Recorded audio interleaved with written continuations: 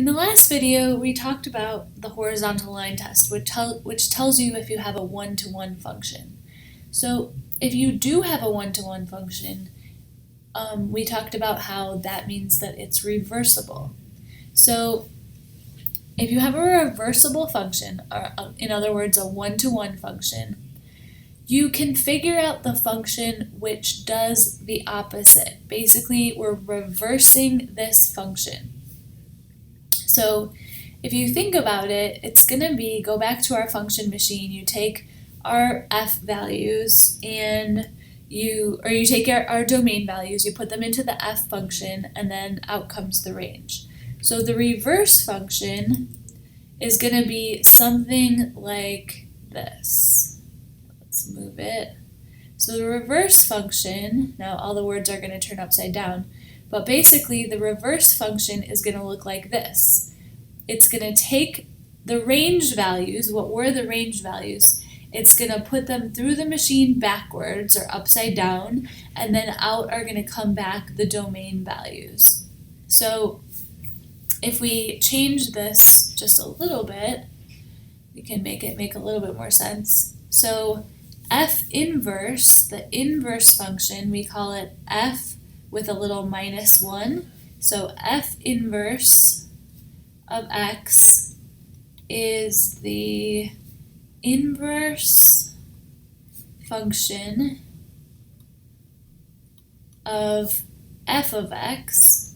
So the function does something to it. The inverse function takes these values, which were the range, and it's the domain of the inverse. So these range values of the original function they become the domain of the inverse function, and then the output of the inverse function is the same as the original domain. So those original domain values become the range of the inverse function. And those are the same as the domain values of the original function. And basically then what we have is we have a function that does something, and then we have a function that undoes that, whatever the opposite of that is. So we know that in math there's a lot of uses for undoing stuff, right? Like when we're solving an equation, we undo whatever operations to get x by itself, etc. So undoing is important in math. We want to figure out how to do something, but we also sometimes need to figure out how to undo it. So that's what an inverse function is. It's the opposite function, the function that undoes whatever the function did in the first place. So whatever this function does, we're basically trying to find the function that undoes the function that you have.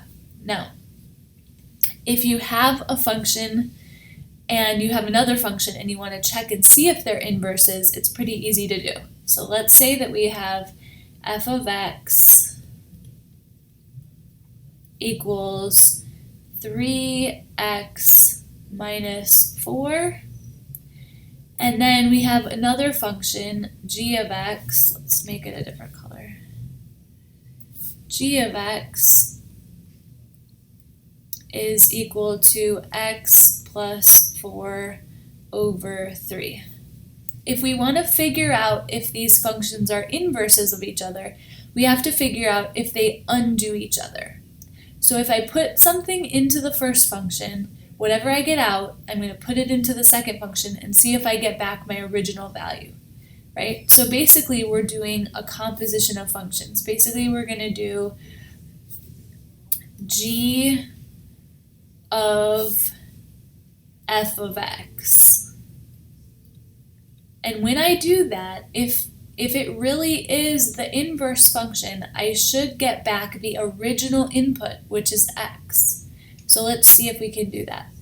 So the f function is 3x minus 4, right? So 3x minus 4, I'm going to input that into my g function, which is x, or whatever the input is, plus 4 over 3. So now let's see what we get. So 3x minus 4, that doesn't really need to be in parentheses, so plus 4 is these are gonna go away. So it's gonna be 3x over 3, which is equal to x, which is exactly what I put in the first place. So the original input matches the output. So that is one way that it worked. But a real inverse function has to work in both directions. So for it really to be the inverse, we also have to check f of g of x and see if that works. So that would be x plus 4 over 3 put into the g function, which is 3 times the input minus 4.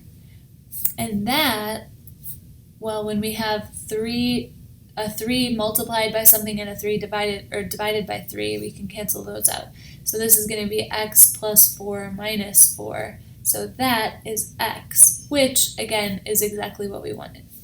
So when we do these functions together, we want to get back our original input, which was x. So if we get back to our original input, which is x, in both ways, both directions, then these are inverse functions. So f and g are inverse functions. And that's how we determine whether two functions are inverses of each other.